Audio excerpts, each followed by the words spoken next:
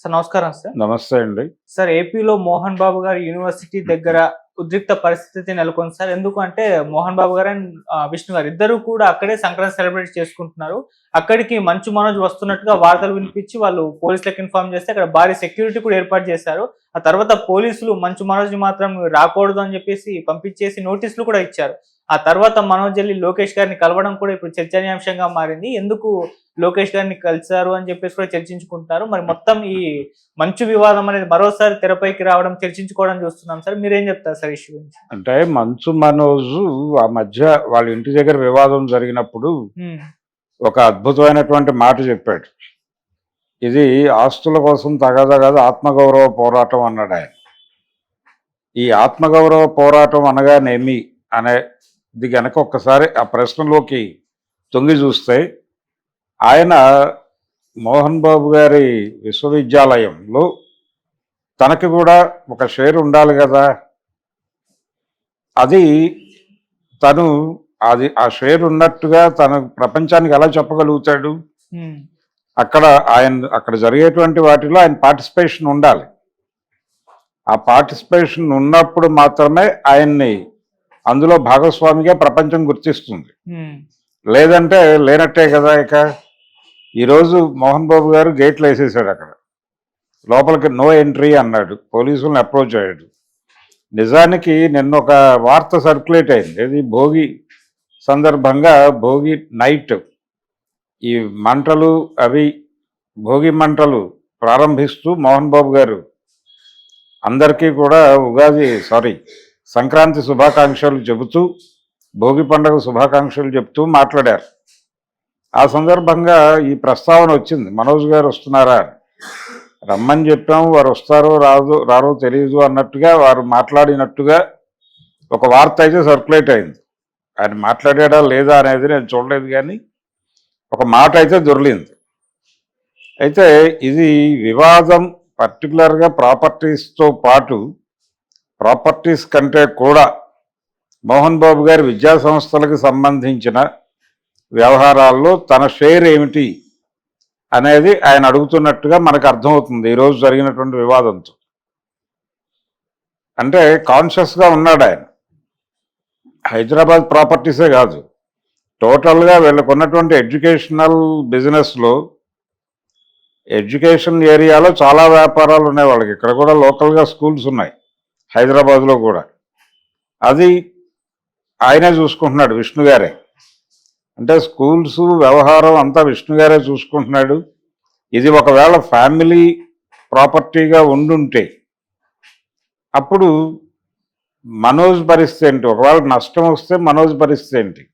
అప్పుడు ఈయన వాటా ఈయనకేస్తారు కదా అనేది ఏదో తన ఆందోళనగా ఆయన మాట్లాడుతున్నాడు బయటికి.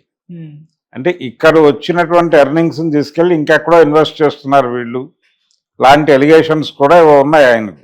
మంచు మనోజ్ తనకు చెప్పకుండా తనని టోటల్గా అవాయిడ్ చేసి, ఈ మొత్తం మోహన్ బాబు యూనివర్సిటీ కావచ్చు, శ్రీ విద్యానికేతనం, ఇవన్నీ వ్యవహారాలన్నీ కూడా టోటల్గా మంచు విష్ణుకి అప్పచెప్పి తనని ఒంటరిని చేస్తున్నారు అనేది ఆయన ఎస్టాబ్లిష్ చేయదలుచుకున్నటువంటి వ్యవహారం మనోజ్. దీనికి సంబంధించి ఆయన రకరకాల శక్తుల్ని కూడగట్టుకునే ప్రయత్నం చేస్తున్నాడు. తన ఆర్గ్యుమెంట్ చెప్పుకోవడానికి వెళ్ళుంటాడు. ఆయన తిరుపతిలో దిగి అక్కడ తాజ్ హోటల్లో బస చేసి అక్కడి నుంచి ఒక కాన్వాయ్తో వెళ్ళే ప్రయత్నం చేశాడు ఏది యూనివర్సిటీ క్యాంపస్కి అనేది ప్రధానమైన ఆరోపణ. ఆయన అక్కడికి వెళ్ళగానే పోలీసులు అడ్డుకున్నారు. ఆల్రెడీ నోటీసులు సర్వ్ చేశారు ఆయనకి, మీరు రావద్దు ఇక్కడికి, అనవసరమైన వివాదాలు వద్దు అని. ఇప్పటికైనా సరే ఈ గందరగోళం చేసుకునేదానికంటే కూడా మోహన్ బాబు గారు ఒక బహిరంగ ప్రకటన చేస్తే బెటర్. ఆయన లోకేష్ దగ్గరికి వెళ్తాడా, లేకపోతే మరో చోటుకి వెళ్తాడా, ఆయన గోడు చెప్పుకోవడానికి ఆయన ఎవరినైనా అప్రోచ్ అవ్వచ్చు. ఇలా ఇంటి పరుగుని వీధిలో వేసుకోవడం కాకుండా ప్రతి సందర్భంలోనూ పోలీసులు ఇన్వాల్వ్ అయిపోయి, అందరూ ఇన్వాల్వ్ అయిపోయి నోటీసులు సర్వ్ చేసి, వాళ్ళ ఫ్యామిలీలో ఏదో వివాదం ఉందని ప్రపంచం మాట్లాడుకుని, పైగా ఇది ప్రైవేటు వ్యవహారము, మీరు ఎందుకు పబ్లిక్గా మాట్లాడతారు అని కోప్పడతారు వారు. ఇది ప్రైవేటు వ్యవహారంగా జరగటం లేదు, పబ్లిక్లో గొడవ పడుతున్నారు. పోలీసులు ఆయన్ని రోడ్డు మీద ఆపి అడిగారు, ఒకవేళ నిజంగానే మనోజ్కి అన్యాయం జరుగుతోందేమో, ఆయనే చెప్పుకున్నాడు కదా స్వయంగా నాకు అన్యాయం జరుగుతోంది అని. అందుకని ఆయన మాత్రమే కాదు, వారి వదిన గారు కూడా మాట్లాడారు. ఎవరూ లేరని అనుకుంటున్నారేమో, మా చెల్లెలు ఒంటరి అనుకుంటున్నారేమో, మేము ఉన్నామని చెప్పి ఆవిడ భూమావారి ఆడపడుచు ప్రకటించారు అక్కడ, అఖిలప్రియ. కాబట్టి రకరకాలుగా ఒక ప్రెజర్ అయితే ఉంది మోహన్ బాబు ఫ్యామిలీ మీద మనోజ్ వైపు నుంచి. తను బిల్డ్ చేయగలిగిన మేరకు ప్రెజర్ బిల్డ్ చేస్తున్నాడు, కానీ విష్ణు చాలా స్థిరంగా ఉన్నట్టుగా కనిపిస్తోంది. ఈ మధ్య కాలంలో ఆయన మాట్లాడే ధోరణిలో కూడా చాలా మార్పు ఉంది. చాలా స్థిరంగా మాట్లాడుతున్నాడు, కాన్సన్ట్రేట్ చేసి కాంక్రీట్గా మాట్లాడుతున్నాడు, మాట ఆచితూచి మాట్లాడుతున్నాడు. మోహన్ బాబు గారు హాస్పిటల్లో ఉన్న రోజుల్లో ఆయన ప్రెస్ మీట్ పెట్టి, అంటే మీడియా వాళ్ళు ఉన్నారు అక్కడ, వాళ్ళందరినీ ఒక గదిలో అసెంబుల్ చేసి మాట్లాడాడు ఆయన. విడిగా ప్రెస్ మీట్ కాదు అది, అసెంబుల్ చేసి మాట్లాడుతూ, మీరు ఎందుకు వచ్చారు అక్కడికి, ఇది మా కుటుంబ వ్యవహారం, మేమేదో మా తిప్పలు మేము పడతాం, దయచేసి దీనిలో ఎవరు ఇన్వాల్వ్ అవ్వద్దు అని చెప్పాడు ఆయన. ఓకే, మీరు ఇంటర్నల్గా ఏదైనా ఘర్షణలు ఉంటే ఇంటర్నల్గా సెటిల్ చేసుకుంటే ఓకే, కానీ మీరు పర్సనల్గా దాడులు చేసుకోవడం మాత్రమే కాదు, పోలీస్ స్టేషన్ అప్రోచ్ అయిన తర్వాత అనివార్యంగా వార్తలు రాస్తారు. ఎందుకంటే లోకల్ రిపోర్టర్ల బాధ్యత ఏంటంటే రోజు లోకల్ పోలీస్ స్టేషన్కి వెళ్ళి ఏమిటి ఈరోజు కేసులో అని అడగటం అనేది ఆనవాయితీ రైటర్ని. రైటర్ గారు చెప్తారు ఈరోజు ఈ కేసులు జరిగినాయి, దానిలో కొంచెం ఇంట్రెస్టింగ్గా అనిపించే అంశాలు ఏవైనా ఉంటే వాటిని వీళ్ళు వార్తలుగా రాసుకుంటారు. కొన్ని పత్రికల్లో ఈరోజు నమోదైన కేసులు అని రాసే ఆచారం కూడా ఉండేది. ఇప్పుడు పత్రికలే గందరగోళంలో ఉన్నాయి కాబట్టి అలాంటివి లేవు, కానీ ఇదివరకు ఆ కల్చర్ ఉండేది. అలా ఇప్పటికీ కూడా లోకల్ స్ట్రింగర్స్ వాళ్ళ మార్నింగ్ నుంచి ఈవినింగ్ వాళ్ళ కార్యక్రమాలన్నీ అయిపోయిన తర్వాత ఒకసారి ఫైనల్గా లోకల్ పోలీస్ స్టేషన్ విజిట్ చేయటం అనేది ఆచారం. అలా విజిట్ చేసినప్పుడు మోహన్ బాబు గారి అబ్బాయి కంప్లైంట్ ఇచ్చాడు అని చెప్తే అది ఒక వార్తే రాసుకుంటాడు. రాయకూడదు అంటే ఎట్లాగా, మాకు సంబంధించిన వార్తలు, మా పేరున్న వార్తలు రాయకూడదు అంటే కుదరదు కదా. ఇది ఓపెన్గా రాకుండా చూసుకోవాల్సిన అవసరం మీకుంది, అది చూసుకోండి. అది చూసుకోకుండా మా గురించి ఎవరు రాయకూడదు, మా గురించి ఎవరు మాట్లాడకూడదు అంటే ఎవరు మాట్లాడరు.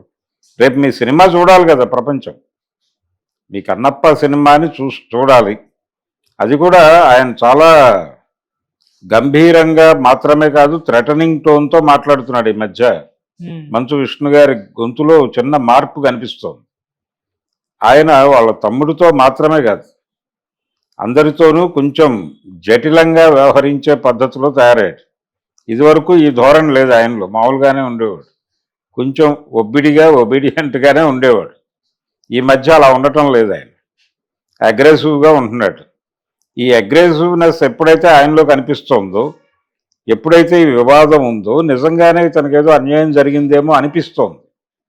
అలా కాకుండా మోహన్ బాబు గారు ఓపెన్గా ఒక ప్రకటన చేసి దీనిలో మంచు విష్ణుకి ఏ సంబంధము లేదు, అతనికి సెటిల్ చేయాల్సిందేదో సెటిల్ చేసాం, ఆయన విల్లు రాశాడు అని ఒక ప్రచారం జరిగింది. మరి ఆ విల్లులో ఏముందో వాళ్ళకి తెలిసి ఏకీభవించి ఆయనతో ట్రావెల్ అవుతున్నారా లేదో తెలియదు ప్రపంచానికి. అదంతా వాళ్ళ పర్సనల్ గొడవే, దాంతో మనకు ప్రమేయం లేదు. ఆయనకు పోలీసులు నోటీసులు ఎందుకు సర్వ్ చేశారు అనేది ఇష్యూ. నోటీసులు సర్వ్ చేశారంటే హైదరాబాద్ గొడవ ఇంకా మండుతోంది అని అర్థం. ఆయన్ని యూనివర్సిటీలోకి ఎంటర్ కానివ్వటం లేదనేది వాస్తవం. ఆయన ఆత్మగౌరవ పోరాటం అన్నది దీని గురించే అనేది మనకి ఇప్పుడు అర్థమవుతుంది. అంటే ఇక్కడ నాకు ఉందా లేదా చెప్పేయండి వెళ్ళిపోతాను అన్న టోన్లో ఉన్నట్టుగా కనిపిస్తున్నాడు అతను. అదేదో చెప్పేస్తే అయిపోతుంది, బాబు నీకు తిరుపతితో ఏ సంబంధము లేదు, ఇది టోటల్గా మంచు విష్ణు తాలూకా వ్యవహారం, అతను చూసుకుంటాడు, నీకు ఏ సంబంధం లేదు, నీకు వేరే పద్ధతిలో ఏదో సెటిల్ చేశారనో సెటిల్ చేయనను, నీ పట్ల నేను విముఖున్నై ఉన్నాను, ఆ మాట కూడా అన్నాడు ఆయన. ఇదంతా నేను ఎక్వైర్ చేసిన ప్రాపర్టీ, నేను ఎవరికి ఇచ్చుకుంటే వాళ్ళకి ఇచ్చుకుంటా, నీకేం సంబంధం లేదు అని కూడా మాట్లాడాడు ఆయన. సో అదే నిజమైతే, ఒకవేళ అదే నిజమైతే అదే ప్రకటించేసి నువ్వు ఎక్కడికైనా వెళ్ళి కోర్టుకి వెళ్ళు, కానీ ఇలాంటి వివాదాలు చేయొద్దు, ఇది చేస్తే కనుక మేము పోలీసులు కేసులు పెడతామని చెప్పచ్చు. అలా చెప్పినట్టుగా ఎక్కడా దాఖలాలు లేవు. చెప్పేస్తే మంచు మనోజ్దే తప్పు అవుతుంది అక్కడికి వెళ్ళటం, ఒకవేళ ఆల్రెడీ వీళ్ళు అలా చేసుంటాయి. కానీ అలా చేసినట్లేదు, అందుకనే వెళ్ళాడు అతను. వెళ్ళిన తర్వాత అడ్డుకునే ప్రయత్నం చేశారు, అక్కడి నుంచి పంపించే ప్రయత్నం చేశారు. ఏముంది, ఇంట్లో పిలిచి కూర్చోబెడితే అతను కూర్చుని కాసేపు ఉండి వచ్చేస్తాడు కదా. ఎందుకు అవాయిడ్ చేస్తున్నారు అతన్ని అంటే, అతనిలో అంత కోపం పోగుపడేంతగా మీరేం చేశారు, అది కదా మాట్లాడుకోవాల్సింది. అది లేకపోతే అతను ఎందుకు వస్తాడు? పైగా ఇప్పుడు న్యాయం చేయండి అని చెప్పి ఆయన ప్రతి గడపని తడుగుతున్నట్టుగా కనిపిస్తోంది. లొకేషన్ కలవడం వెనకాల ఉద్దేశం అదే కావచ్చు. ఓకే, ఎందుకు వాళ్ళందరినీ ఇన్వాల్వ్ చేయటం? మీరు సమర్థులు, మీరు కూర్చోబెట్టి మాట్లాడి సెటిల్ చేయగలరు. సెటిల్ చేసేసి ఇదిగో అబ్బాయి, నలుగురు పెద్ద మనుషుల సమక్షంలో క్లియర్గా చెప్పేసి క్లోజ్ అనేస్తే సరిపోతుంది కదా వివాదం. ఇది ఆస్తుల గొడవ మాత్రమే కాదు, ఆత్మగౌరవ పోరాటం అనటం వెనకాల ఆయన ఉద్దేశం చాలా క్లియర్గా మోహన్ బాబు యూనివర్సిటీలో నాకు షేర్ ఉందా లేదా చెప్పండి అని. అదేదో నెక్స్ట్ వారసుడు ఎవరో ప్రకటించేసి పట్టాభిషేకం చేసేస్తే అయిపోద్ది కదా మంచు విష్ణు గారికి. మనోజ్ అనే అతనితో నాకు ఏ సంబంధం లేదు అని ప్రకటించవచ్చు. ఆ మాట కూడా అన్నాడు ఆయన అంతకుముందు. కానీ ఇది కుటుంబపరమైనటువంటి వివాదం. ఆయన విష్ణు స్టాండ్ తీసుకున్నాడు, విష్ణు వైపు ఎక్కువ మొగ్గుతున్నాడు మోహన్ బాబు అనటానికి ఇవన్నీ కూడా ఈ అభిప్రాయం జనాల్లో ఏర్పడడానికి ఇలాంటి సంఘటనలన్నీ ప్రోద్బలం కలిగిస్తాయి. ఆయన విష్ణు అంటే అతను ఆల్రెడీ అలిగేషన్ చేశాడు మనోజ్, మా తండ్రి గారు మా అన్నగారి కంట్రోల్లో ఉంటున్నాడు, వారు చెప్పిందే వింటున్నారు తప్ప ఈయన కళ్ళతో ఈయన బుద్ధితో ప్రపంచాన్ని చూడటం లేదు. Through Vishnu's I he watching world అన్నట్టుగా మాట్లాడాడు ఆయన విచిత్రంగా. ఇది కరెక్ట్ కాదు.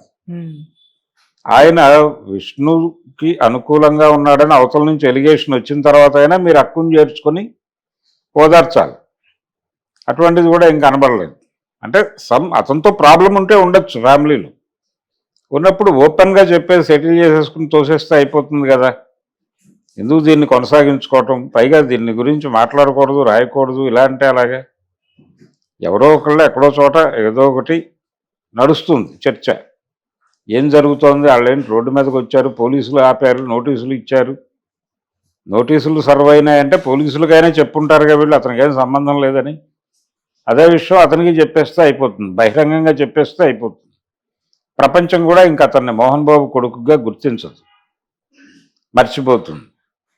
ఆ పనైనా చేయాలి ఆయన, కనీసం అదైనా చేస్తే బాగుంటుందని ఆశిద్దాం. Okay sir, thank you so much. Thank you.